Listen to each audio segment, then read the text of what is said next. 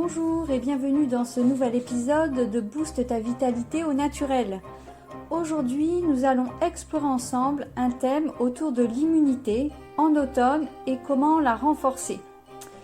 Donc j'aborderai avec vous les meilleures postures que je préconise à travers la méthode Pilates et le yoga pour bien renforcer son immunité. Donc pourquoi ? Eh bien parce qu'en automne, notre corps fait face à de nouveaux défis. Donc le froid s'installe, c'est le changement de saison, la lumière diminue, le rythme change et tous ces éléments vont affaiblir notre système immunitaire et nous rendre plus vulnérables aux petits maux de saison comme des rhumes, etc. Mais donc grâce à certaines postures, donc je ne sais pas si vous en aviez conscience, eh bien on peut y remédier. En tout cas, on peut vraiment inverser la tendance. Donc dans cet épisode, je vais vous guider à travers ces postures et ces exercices. Donc installez-vous bien confortablement. Et puis pourquoi ne pas essayer de pratiquer en même temps que vous écoutez cet audio. Allez, c'est parti. Avant d'aborder les postures, je vais vous expliquer pourquoi le yoga et pourquoi le pilates vont être vos alliés immunité en automne. Donc ces deux pratiques sont bien plus que de simples exercices physiques. D'abord, elles vont agir de manière holistique sur le corps et l'esprit en intégrant la respiration, le mouvement et la concentration. Donc lorsqu'on combine tous ces éléments, on va influer directement notre bien-être et on va soutenir les fonctions naturelles du corps, y compris celles du système immunitaire. Alors voyons comment cela fonctionne. Des mouvements fluides, des postures adéquates vont stimuler la circulation sanguine et cela permettra aux cellules immunitaires de mieux circuler dans notre corps. Donc une bonne circulation sanguine va être essentielle pour que notre corps soit prêt à réagir rapidement face aux virus et aux bactéries. Ensuite, avec le yoga et le pilates, on va soutenir la relaxation et ainsi réduire le stress. Petit rappel au passage, le stress chronique est l'un des principaux ennemis de l'immunité. Pourquoi ? Parce qu'il affaiblit notre capacité à nous défendre contre les infections.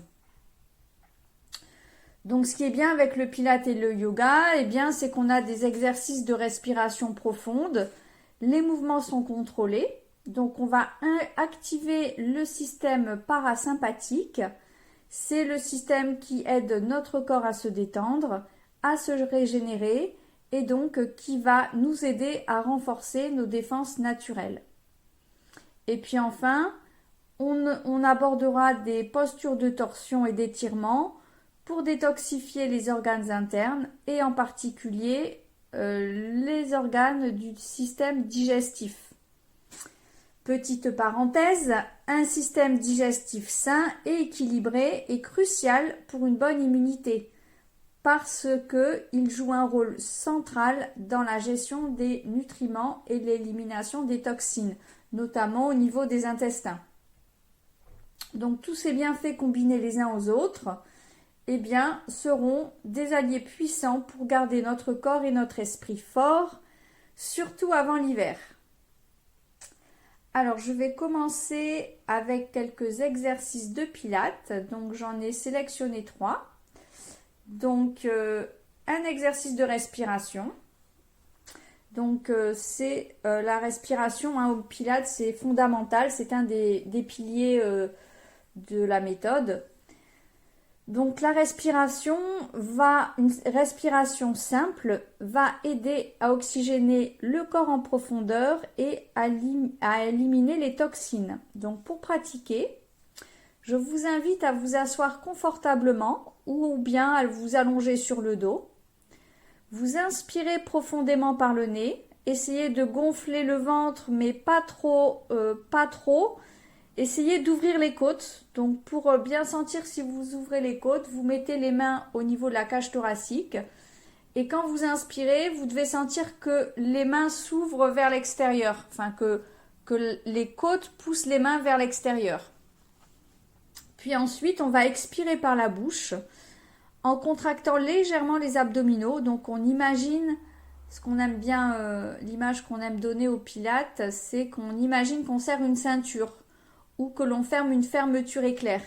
Donc avec cette contraction, on va agir sur le transverse abdominal.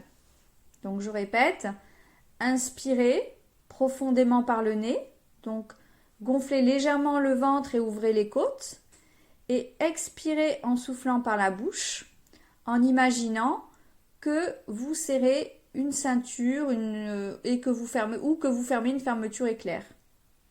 Donc répétez cette respiration pendant 5 à 10 cycles pour bien sentir les choses et en prenant le temps de bien remplir vos poumons. L'erreur que je vois souvent, c'est que les personnes, elles ont une inspiration très très courte. Donc on essaie d'inspirer mais en profondeur.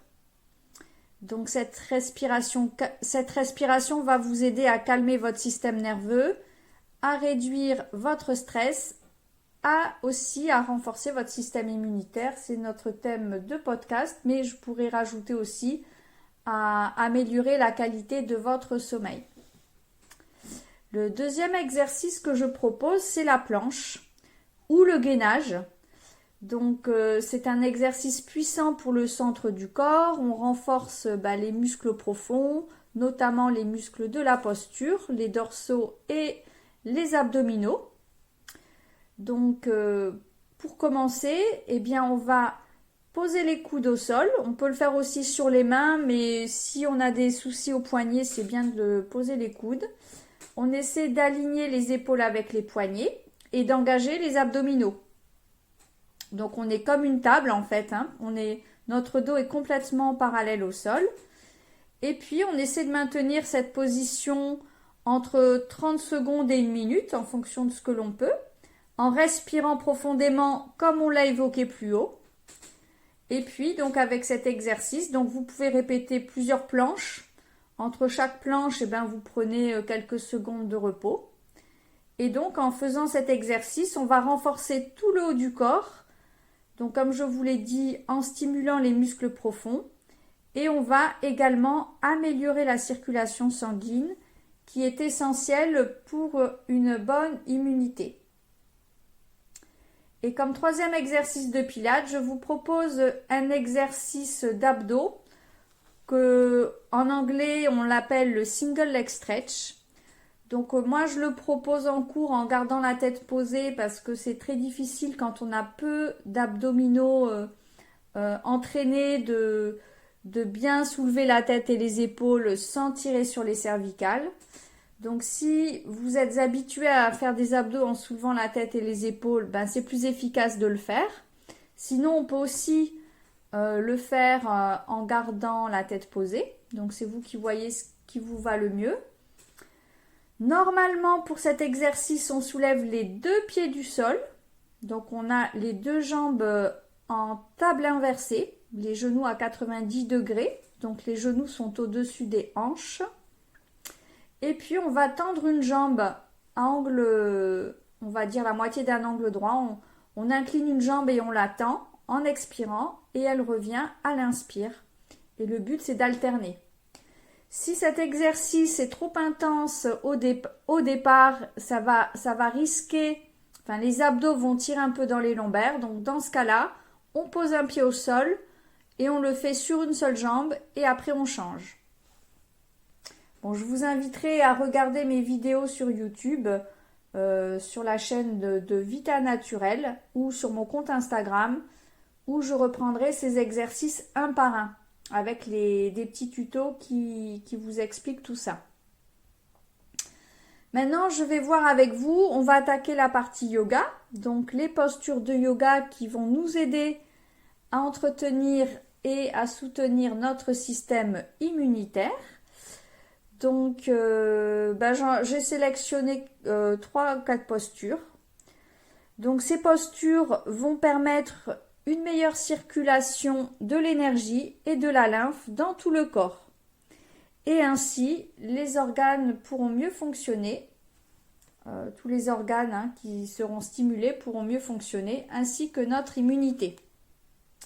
Donc la première posture, donc c'est la posture du guerrier, donc qui va permettre d'oxygéner et de détoxifier le corps, et ainsi d'agir sur les défenses naturelles.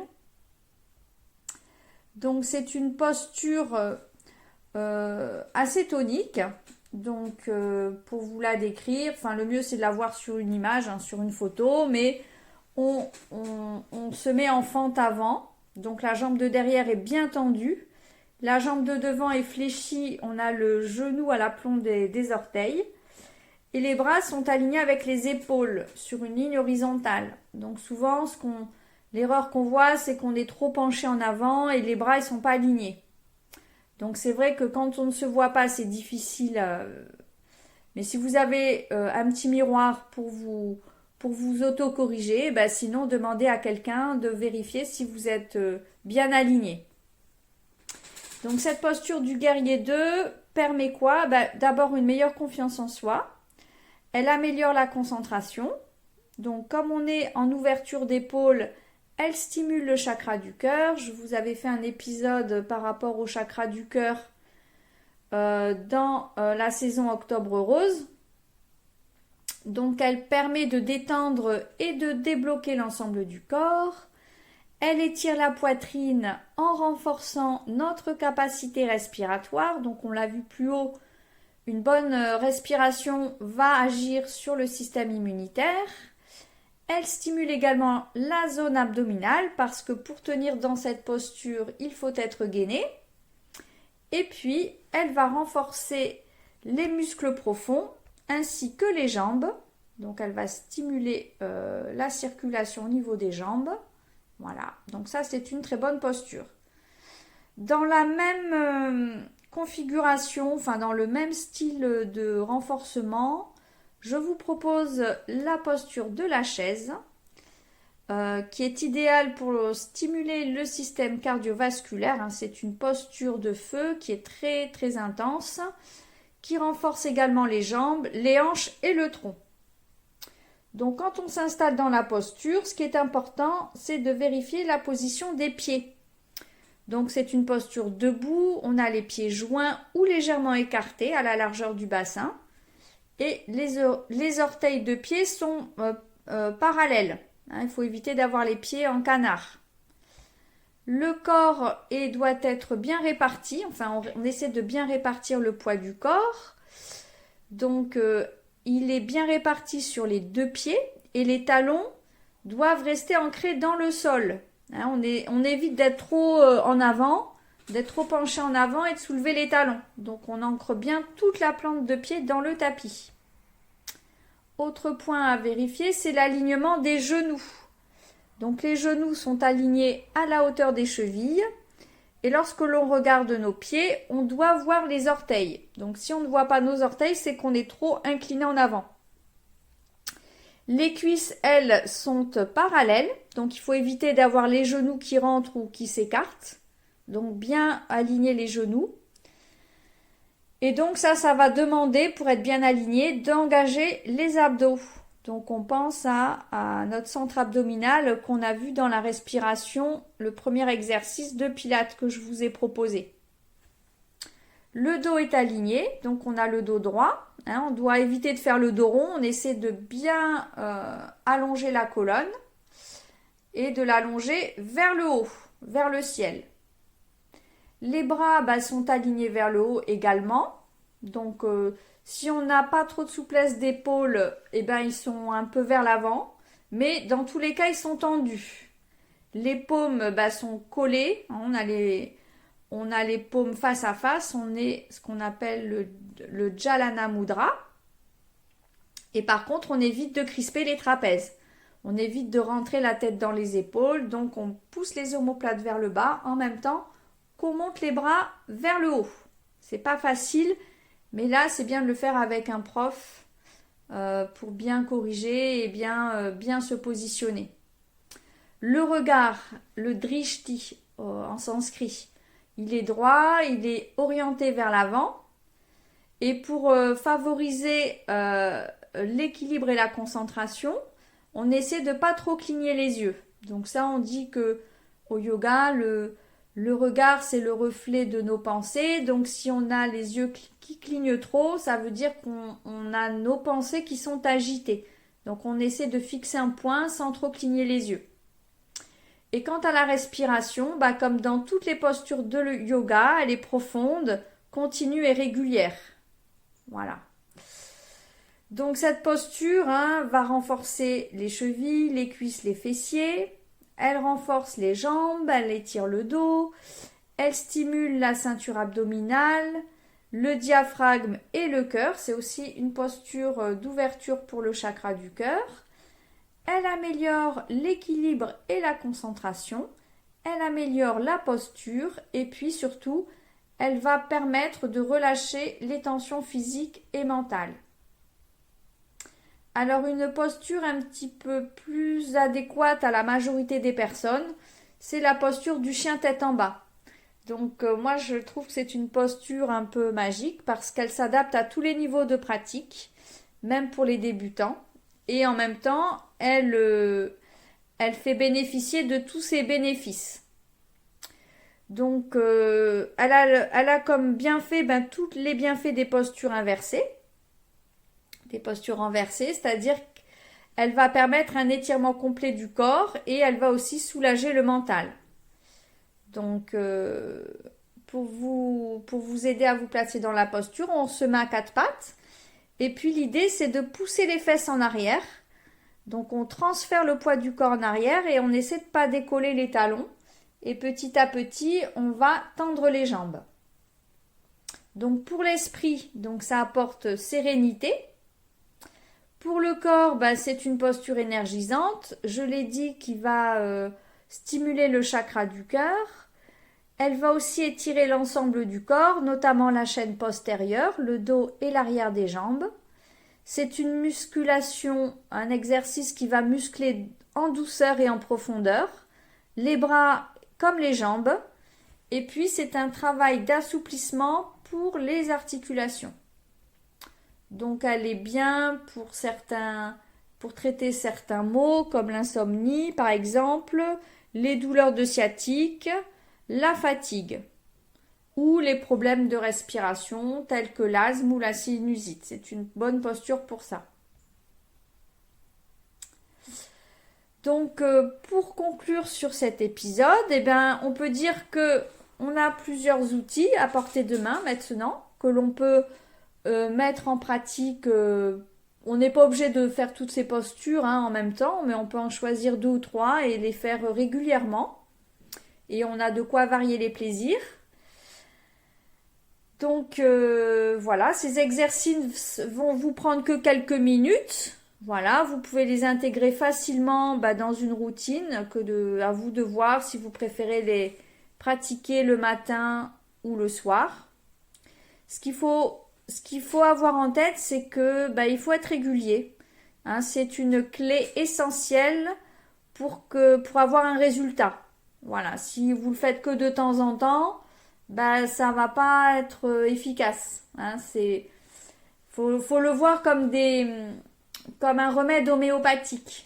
Voilà, donc ça se prend tous les jours, mais à petite dose. Ça suffit pour avoir déjà des résultats. Pensez également à bien vous hydrater. Donc même si c'est l'automne, même si on n'a pas très soif, on s'hydrate. D'avoir une alimentation équilibrée et surtout avoir un repos suffisant pour aider votre corps à faire face aux défis de l'automne. Voilà, donc je vous encourage vivement à pratiquer ces postures et puis surtout à prendre conscience de comment vous vous sentez au fil des entraînements, au fil de la pratique. Voilà, donc n'oubliez pas, la connexion entre le corps et l'esprit est puissante et donc prenez soin de votre immunité. C'est aussi un moyen pour vous de préserver votre vitalité. Voilà. Donc merci d'avoir écouté cet épisode. J'espère que ces conseils vous seront utiles pour renforcer votre corps cet automne. N'hésitez pas à partager cet épisode si vous trouvez qu'il peut aider des personnes autour de vous. Et puis aussi, abonnez-vous. Voilà, je vous dis à très vite.